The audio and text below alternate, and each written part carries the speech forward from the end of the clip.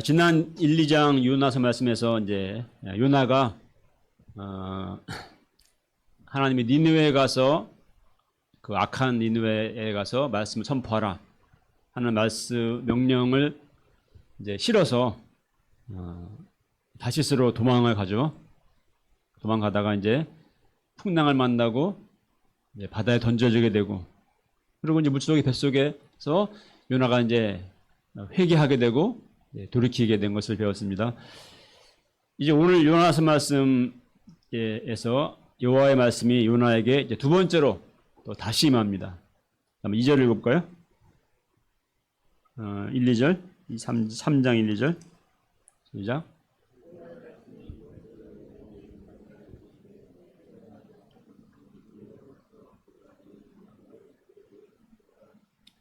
예. 이제 요나는 이제 피할 길이 없죠. 이제 정말 그 물고기 뱃속 바다에서 회개했고, 이제는 하나님의 말씀대로 순종해서 니느웨로 갑니다. 자, 3절에 보면은 니느웨는 이제 사흘 동안 걸을 만큼 큰 도시였다 그랬어요. 사흘 동안 걸을 만큼이라는 뜻이 뭔지 정확히 사실 의미는 정확치가 않은데, 그래도 일반적으로 이제 한 바퀴 한 번 돌려면은 적어도 3일은 걸리는 그런 의미입니다. 그렇게 큰 이제 서울은 한 바퀴 돌리면 몇이 걸릴까요? 걸어서? 3일 걸리나? 미선 씨 한번 걸어봤나? 하여튼 저도 3일이 걸리는 이제 큰 도시였어요. 자, 이제 여기 이제 요나가 이제 어떻게 말씀 전합니까? 4절을 읽어볼까요? 4절 시작.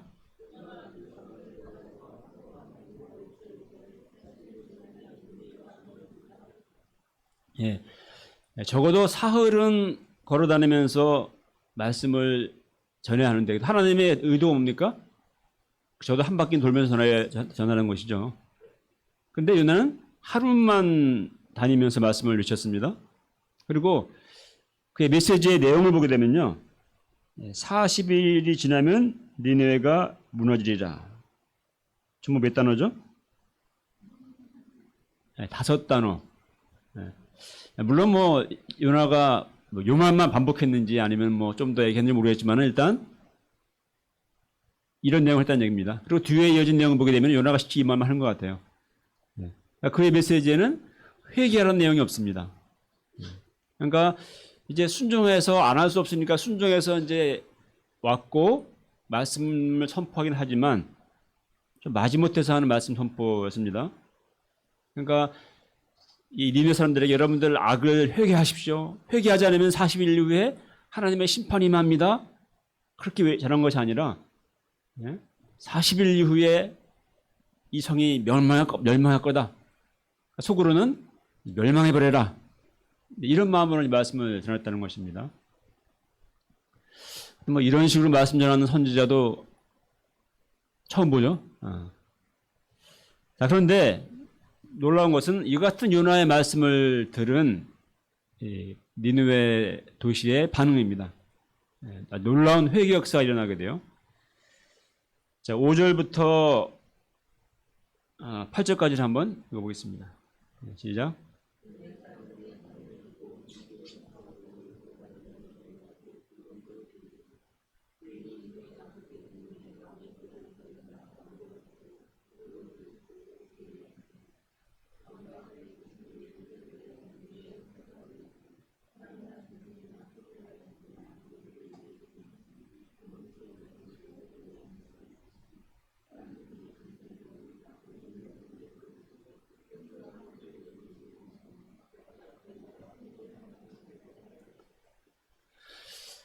니느웨 사람들이 그 요나의 그 말을 듣고는 하나님을 믿고, 처음에 이방인들이거든요. 하나님을 처음 듣는 사람들인데 하나님을 믿고 금식을 선포하고 다 붉은 베옷을 입고, 그 소문을 들은 왕이 조서를 내려서 전부 다 모든 사람들, 또 짐승까지도 다 금식하도록, 또 베옷을 입고 하나님께 부르짖도록, 그리고 악한 길에서 떠나도록 명령합니다.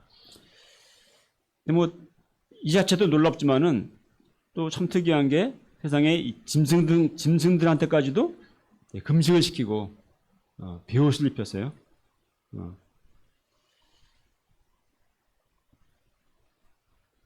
그러니까 이 짐승과 가축들은 영문도 모른 채 갑자기 주인이 밥을 안 주네. 갑자기 금식을 하고 원치 않는 또 왜 베옷을 입히고 뭐 요즘에는 하도 애완견이 많으니까 사람들이 애완견 옷을 입히더라고요.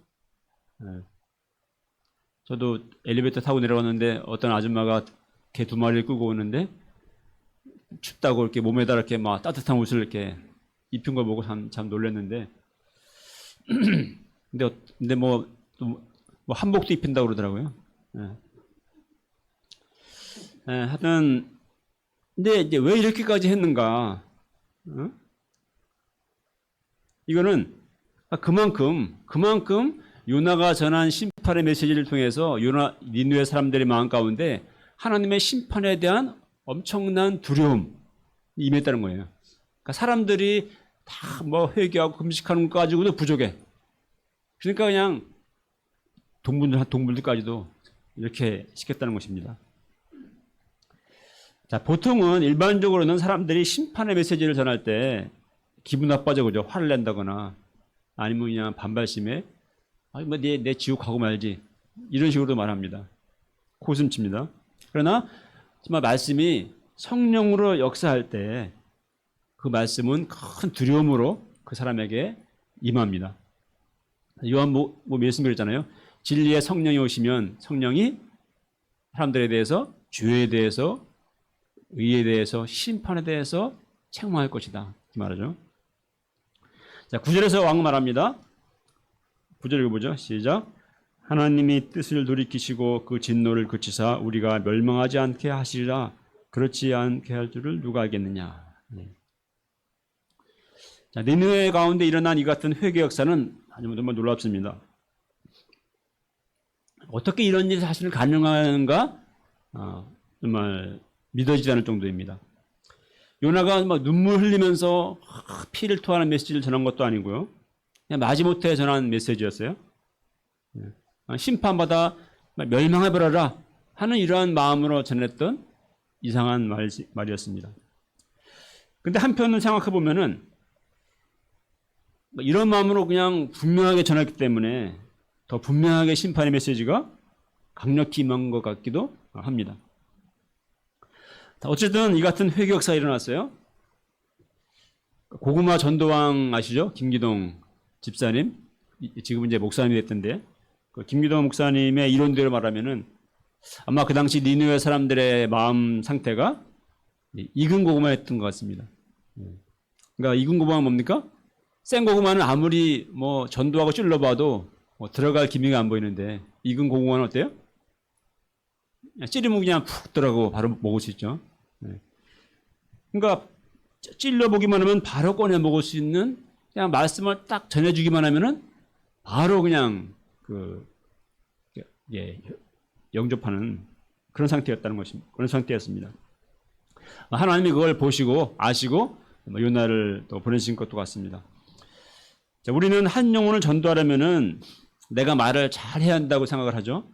나는 뭐 성경 지식도 부족하고 또 말솜씨도 없어서 뭔가 전도하려면 그냥 조리 있게 설득력 있게 감동적으로 참 말을 해야지 이게 전도가 될까 말까 생각을 합니다.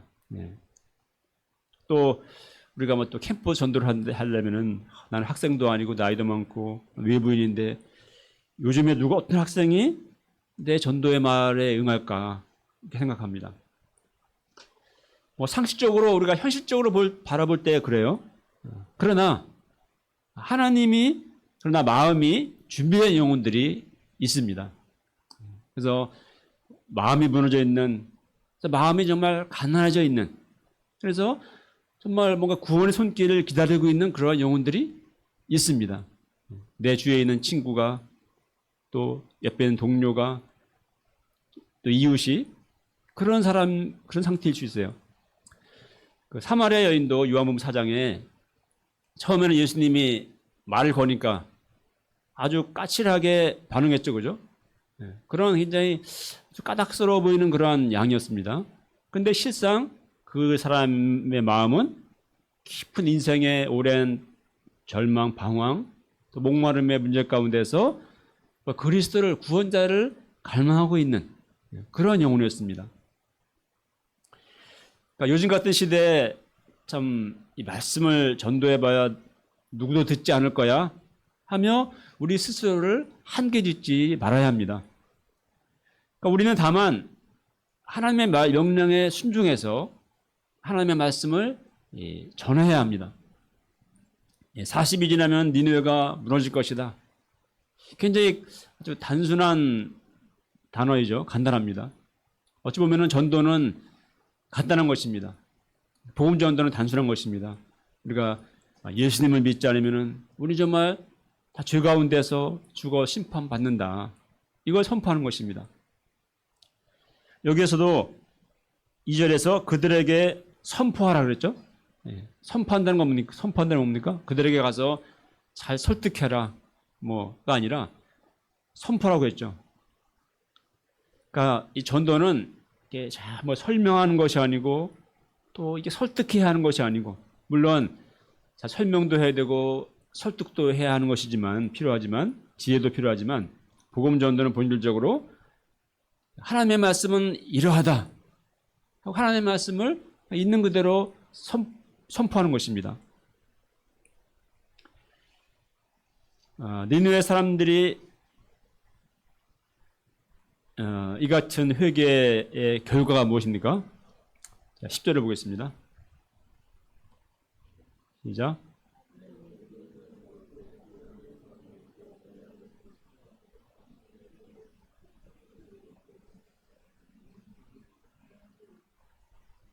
예.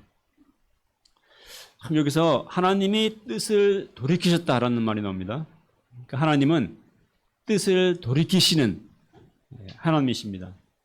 성경에는 하나님의 뜻을 돌이키셨다는 그런 내용, 표현들이 아주 여러 번 나오거든요. 이스라엘 백성들이 출애굽기에서도 이스라엘 백성들이 이제 하나님을 버리고 모세가 십계명 받으러 올라갔을 때 시내산에 오랫동안 안 내려오니까 막 바로 하나님 버리고 이제 금송아지 우상을 숭배하죠. 그러니까 이러한 그들을 하나님이 진노하시고 막 멸하고자 하실 때 모세가 막 간절히 중보 기도하니까 하나님이 뜻을 돌이키십니다. 또 아합왕 같이 아주 악한 왕도 하나님이 그에게 심판의 말씀을 전한 걸 그가 듣고 이제 겁을 먹고 이 사람이 이제 막 옷을 찢고 막 굵은 배를 입고 막 금식하고 풀이 죽어서 다니니까 하나님이 그의 겸비함을 보시고 그 집안을 멸하겠다는 재앙의 타이밍을 다음 세대로 늦추시는 그런 내용이 나옵니다. 자, 예레미야 18장 7, 8절에 하나님은 이렇게 분명하게 말씀하셨어요. 한번 읽어보겠습니다. 시작. 내가 어느 민족이나 국가를 뽑거나 부수거나 멸하려 할 때에 만일 내가 말한 그 민족이 그의 악에서 돌이키면 내가 그에게 내리기로 생각하였던 재앙에 대하여 뜻을 돌이키겠고. 네. 하나님이 뜻을 돌이키시는 하나님이란 사실은 정말 은혜롭고 우리에게 은혜가 되고 또 소망이 되는 말씀입니다. 그러기에 우리는 큰 죄악 중에라도 다시금 하나님 앞에 나가서 회개하고 하나님의 은혜와 긍휼을 구할 수가 있습니다.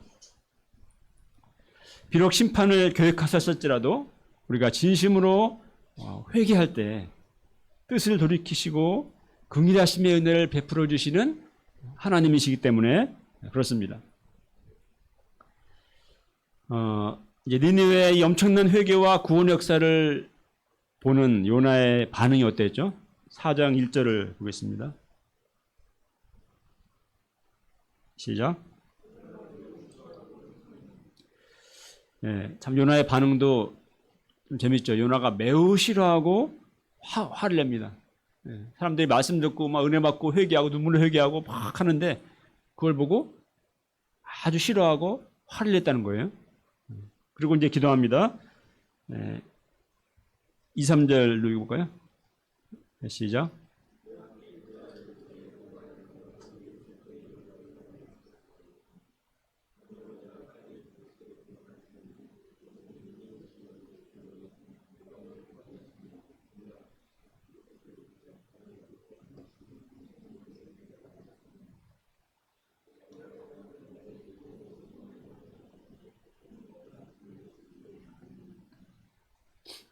그러니까 하나님께 기도했다고 하는데 이건 기도가 거의 불평과 원망의 말이죠.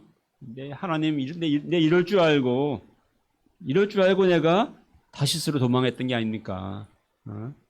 이런 일이 일어날 거라 걱정돼가지고 하나님은 또 은혜로우신 분이니까 분명히 이제 이걸 먹고 이제 이들을 용서할 거 아닙니까? 그냥 차라리 나를 죽여달라고 너무 괴롭다고 기도합니다. 그러니까 니느웨 이 같은 회개와 구원은 요나가 정말로 바라지 않았던 것입니다. 정말 우려했던 일이 벌어진 거였어요. 저 악하고 미운 니느웨는 멸망받아야 하는데 이처럼 회개하고 회개에서 일어나고 결국 용서받게 되는 것이 너무나 싫었고 이제 화가 났습니다. 하나님 이런 요나를 이렇게 말씀하시죠. 4절 보십시오. 읽겠습니다. 시작. 내가 성내는 것이 옳으냐. 요나를 책망하고 너는 어떻게 선지자라는 놈이 그럴 수가 있냐 하면서 이제 막 책망하고 내가 그렇게 너를 구해줬고 구원해줬고 그렇게 소원도 했는데 네가 이제 와서 이럴 수가 있냐면서 막 책망하고 할 수 있지만 하나님은 인격적으로 내가 이렇게 화나는 게 옳으냐 이렇게 물으십니다. 자기를 좀 돌아보라고 하십니다. 근데 자기를 여기서 돌아보고 마음을 탁 돌이킬 요나가 아닙니다. 우리도 그렇죠. 쉽게 자기 마음과 생각을 잘 돌이키지 않습니다. 요나는 내가 이렇게 하는 게 옳으냐? 우리 부모님들도 자녀들을 책망하 되지 않습니까? 말 안 들으면은 내가 이게 이렇게 고집 피우면은 내가 지금 이렇게 하는 게 행동하는 게 옳으냐? 그렇죠? 근데 이거는 하나님의 물음에 대답하지 않습니다. 5절에 보면은 요나는 성읍에서 나가서 성읍 동쪽에 초막을 짓고 그 성읍에 무슨 일이 일어나는지를 보려고 그늘에 앉습니다. 앞에 3장 10절에서 하나님이 뜻을 돌이키사 재앙을 내리지 않으셨다고 이렇게 기록하고 있는데 이것은 이제 나중에 결과적으로 그렇게 되었다는 것을 이제 이미 기록한 거라고 볼 수가 있겠어요. 그러니까 40일이 지나면 니느웨가 멸망한다고 했기 때문에 과연 멸망하는가를 이제 지켜보아야 될 것이죠. 그러니까 지금 상황으로 본다면은 이 엄청난 회개 역사가 이게 계속된다면은 하나님이 니느웨를 용서하실 것 같은데 요나는 어디 계속 그렇게 되는가만 보자. 언제까지 회개하는가 한번 지켜보겠다. 니느웨가 멸망하는 걸 내가 보고야 말겠다 하는 마음으로 자리를 잡고 앉아 있는 것입니다. 하나님께 참 반항하고 그냥 하여튼 오기를 부리는 이러한 노래의 모습이죠. 하나님은 그들이 회개했고 이제 하나님은 그들을 용서하시는 그런 역사가 되어가고 있는데 요나는 그걸 받아들이기 싫고 그걸 거부하면서 반항하면서 나는 니느웨가 멸망하는 걸 봐야 되겠다 하는 마음으로 지금 이제 있는 것입니다. 때로 우리도 누군가를 향해 이런 마음을 가지고 있지는 않습니까? 하나님 행하시는 은혜로운 역사에 대해서 우리 자기중심적인 마음에 그게 싫고 또 못마땅하고 그런 적 없습니까? 하나님의 긍휼보다는 오히려 그가 안 되기를 바라고 또 망하기를 바라는 마음을 가지고 있지는 않습니까? 하나님은 이런 요나를 도우시고자 이제 그 다음 단계로 실물 교육을 준비하십니다. 그래서 이제 실물 교육 위해서 이제 교보제를 준비하시는데 준비하신 교보제가 뭐였어요? 네, 박넝쿨이었습니다. 자, 6절 읽어볼까요? 시작.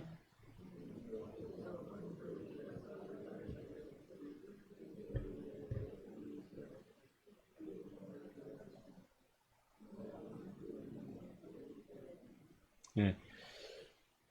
이제 초막을 짓고 앉았으니까 초막이니까 뭐 위에다 이렇게 뭐 대직 풀을 들어놓고 했겠죠, 그죠? 예. 근데 뭐 그 얼마 되겠습니까? 근데 이제 하나님이 박넝쿨을 준비하사 요나의 머리 위에 딱 이제 그늘이 지게 해서 기름을 면하게 해주십니다. 중동 지역은 대낮에는 한 50도까지 올라간다래요. 뼈 아파서 그대로 쬐면은 말 그대로 결혼 후라이가 될 정도일 것입니다. 반면에 이제 건조하기 때문에 그늘에만 그늘 아래만 가게 되면은 또 이제 시원합니다. 그러니까 요나가 그 박넝쿨로 인한 박넝쿨이 좀 잎이 큰가요? 제가 사진을 확인 안 해봤네. 박넝쿨이? 하여튼 박넝쿨에 뭔가 큰 그늘이 딱 지어서 머리를 쫙 가려주니까 너무 기뻤어요. 너무 기뻤어요. 얼마나 고마웠겠습니까? 우리도 길 가다가 우리 횡단보도 앞에 있을 때 한여름에 뜨거운 날 그때 그냥 그 자그만 신호등 그 기둥에 있는 그림자라도 그 속에 우리 피하잖아요. 거기에 좀 뭔가 머리를 그렇게 그늘은 정말 소중한 거예요. 그러니까 요나가 그 박넝쿨이 너무나 고마웠고 그 그늘이 너무나 좋았어요. 너무 기뻐했어요. 그런데 이제 그 다음 단계 그렇게 한번 이제 그 기쁨을 맛보게 한 다음에 그 다음 날 새벽에 하나님은 또 뭘 예비하십니까? 벌레를 예비하십니다. 벌레를. 그래서 새벽 늦게 벌레가 그 박넝쿨을 다 갉아먹은 거예요. 그래서 이제 다음 날 아침에 해가 뜨는데 그냥 엄청난 뙤약볕이 내리쬐는 것입니다. 그리고 거기다가 또 플러스 뜨거운 동풍을 예비하십니다. 동풍.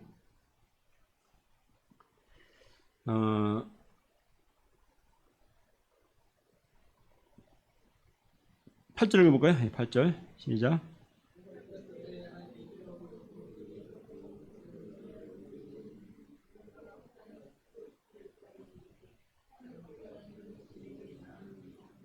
네. 하여튼 이 본문에 보고 있는 건 요나서에는 예비하셨다는 말이 여러 번 나옵니다. 예비하셨다. 그래서 하나님은 처음에 1장에서도 큰 물고기를 예비하셨고, 그죠? 또 박넝쿨을 예비하시고, 또 벌레를 예비하시고, 또 뜨거운 동풍을 예비하시고, 그러니까 예비하셨다는 말이 많이 나오죠. 그렇습니다. 하나님은 정말 우리를 돕고자 하나님은 돕고자 하는 자를 위해서 필요한 것들을 예비하시는 하나님이십니다. 우리 노사연의 노래 그 만남이라는 노래 있죠. 거기 보면 우리의 만남은 우연이 아니라오. 저는 우리가 만나는 사람 또 나에게 닥친 일 또 사건들이 우연이 아니라 하나님이 나를 돕고자 예비하신 그런 나를 깨우치고자 예비하시는 것들일 수가 있습니다. 이제 그늘이 사라지자 뜨거운 뙤약볕이 요나의 머리에 그냥 그대로 내리쬐고요. 게다가 뜨거운 동풍까지 부니까 이거는 뜨거운 뙤약볕 아래 뙤약볕도 괴로운데 그 옆에서 그 에어컨 실외기가 뜨거운 바람이 불어대는 우리 에어컨 실외기 뜨거운 바람 아시죠? 막 내리쬐는 햇빛 옆에서 에어컨 실외기를 틀어놓으면 어떻겠습니까? 거의 거의 죽음이죠. 얼마나 괴로웠겠습니까? 8절에 보면은 요나는 정신이 혼미해서 스스로 죽기를 구하며 말합니다. 사는 것보다 죽는 게 낫습니다. 요나의 괴로움 충분히 이해가 돼요. 저 같아도 이런 상황이면 이런 말이 나올 것 같습니다. 하여튼 이 말이 요나의 18번 멘트예요. 사는 게 죽는 것보다 낫습니다. 차라리 죽여주십시오. 그런데 이 고생은 사실 요나가 자초하고 있는 거예요. 요나가 하나님의 마음을 덧입었으면 어떻습니까? 하나님의 마음을 덧입고 순종해서 말씀을 전한 거였으면은 이런 고생할 필요가 없죠. 이 니네에 벌어지는 엄청난 회개 역사를 보면서 너무 감격하고, 하나님을 찬양하고, 막 기뻐하고, 시원한 그늘에서 그랬을 텐데, 그냥 괜히 자기 생각을 고집하느라 그냥 바다에 던져져 물고기 뱃속에 들어가는 고난을 경하지 않나. 또 지금 이 떼약볕 속에서 이 센 고생을 하고 있는 것입니다. 하나님은 성령 요나에게 또 다시 물으십니다. 자, 9절을 읽어보죠. 시작.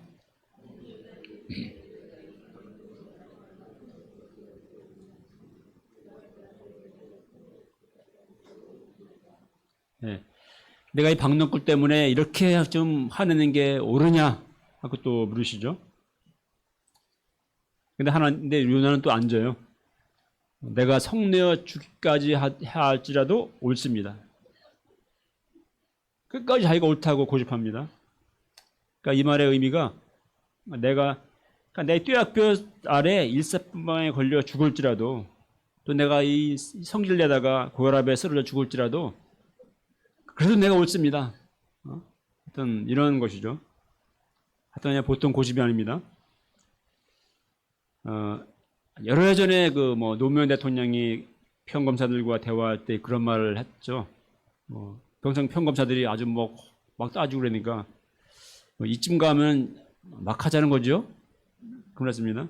그러니까 요나도 지금 잔뜩 성이 나서 하나님께 끝까지 자기를 고집하고 막 핏대를 세우고 이 주저하는 모습이 거의 그런 모습입니다. 근데 이러한 요나의 모습이 참 한편으로는 참 인간적이기도 합니다. 어떤 동질감을 느낍니다. 때로 하나님 앞에서 우리의 모습이 그렇기 때문입니다. 성경에서 보통 선지자들은 하나님이 말씀하시면 그대로 순종하죠. 그대로. 하지만 그렇게 그대로 순종하는 사람들 얼마나 있겠습니까? 보통은 우린 다 그렇게 순종하지 못합니다. 말씀이 부담스럽고 그래서 하나님의 얼굴을 또 피합니다. 하나님이 나에게 왜 이렇게 하시냐고 하나님께 불평하기도 하고 하나님의 뜻에 순종하지 않고 내 뜻과 내 생각, 내 감정대로 행하기를 고집합니다. 이런 우리를 요나의 하나님은 또 이런 우리를 또 참고 인내하시고 늘 말씀으로 찾아오시고 또 우리에게 말씀하십니다. 내가 이렇게 하는 게 옳으냐?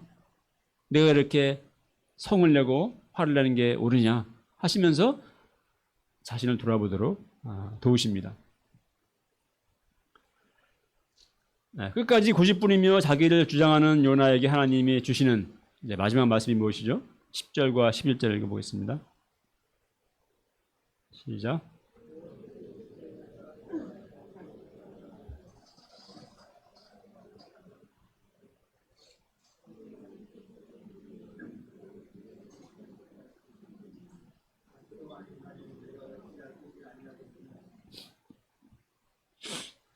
네. 내가 수고도 아니하였고 재배도 아니하였고 하룻밤에 났다가 하룻밤에 말라버린 이 박널쿨도 내가 아꼈거든. 하물며 이 큰 성읍 니느웨는 좌우를 분별하지 못하는 자가 12만여 명이요 가축도 많이 있나니 내가 어찌 아끼지 아니하겠느냐. 하나님은 박넝쿨이 시든 이 사건을 이를 통해서 요나에게 니느웨를 아끼시는 하나님의 마음을 알게 하고자 하십니다. 요나는 하나님 하찮은 정말 그 하찮은 박넝쿨을 그렇게 아꼈습니다. 이 박넝쿨에 비해서 사람의 생명은 얼마나 더 귀합니까? 하물며 이 니느웨는 좌우를 분별하지 못하는 자가 12만여 명이나 있다고 하나님은 말씀하십니다. 요나가 박농쿨을 아꼈듯이 하나님은 니느웨의 12만여 명의 사람들을 아끼십니다. 좌우를 분별치 못하는 자가라는 이 표현에서 니느웨 영혼들을 아끼시는 하나님의 마음이 잘 담겨 있습니다. 우리도 자신에게 요나가 그 하찮은 박농쿨을 아낀 것은 하찮은 것이지만 자기에게 굉장히 소중한 것이기 때문에 아꼈죠. 우리도 나에게 소중한 것은 비록 하찮은 것일지라도 정말 아낍니다. 우리는 정말 나의 목숨, 또 나의 건강 아끼죠. 나의 가족, 나의 자녀, 또 나의 물건, 나의 재산을 끔찍히 아낍니다. 나에게 소중하기 때문에. 반면에 다른 사람들에 대해서는 무심하고 때로는 나와 상관없는 사람들에 대해서 우리는 냉정하고 또 무자비하기도 합니다. 또 내 마음에 안 드는 사람, 또 나에게 상처를 준 사람은 우리는 미워합니다. 그가 잘못되고 또 불행하게 되기를 은근히 또 바라기도 합니다. 그러나 하나님은 아끼십니다. 내가 미워하는 사람도 하나님은 아끼십니다. 중국의 공산당들도 아끼시고 또 늘 주기적으로 독도는 자기 땅이라고 우기는 일본 사람들도 하나님은 아끼십니다. 러시아 사람들도 아끼시고 우크라이나 사람들도 아끼십니다.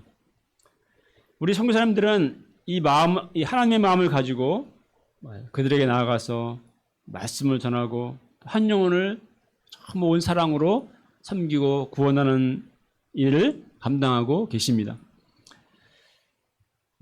우리는 나에게 소중한 것을 얼마나 아낍니까?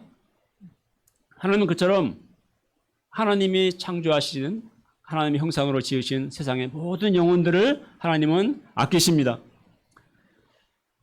우리 가까이에 있는 영적 무지와 또 죄 가운데 살며 멸망당할 운명 가운데 있는 그 영혼들을 하나님은 아끼십니다. 안양대 캠퍼스에 좌우를 분별치 못하는 죄 가운데 방황하는 그 청년들을 하나님은 아끼십니다.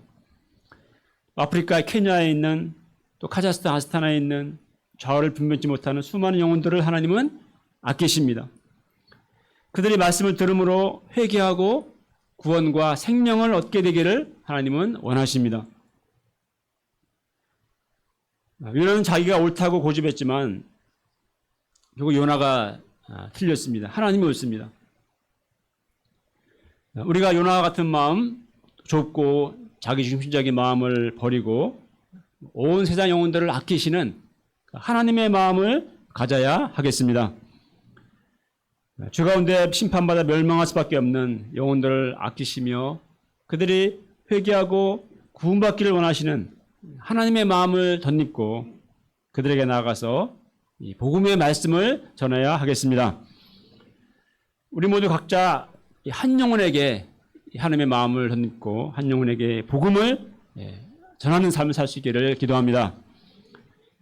봄학기 우리가 믿음을 가지고 오늘날 캠퍼스 역사가 참 어렵지만 믿음을 가지고 캠퍼스에 또 올라 기도를 심고 또 좌우를 분별치 못하는 한 영혼에게 이 복음의 말씀을 전할 수 있기를 기도합니다. 네, 이제 읽겠습니다. 11절 시작.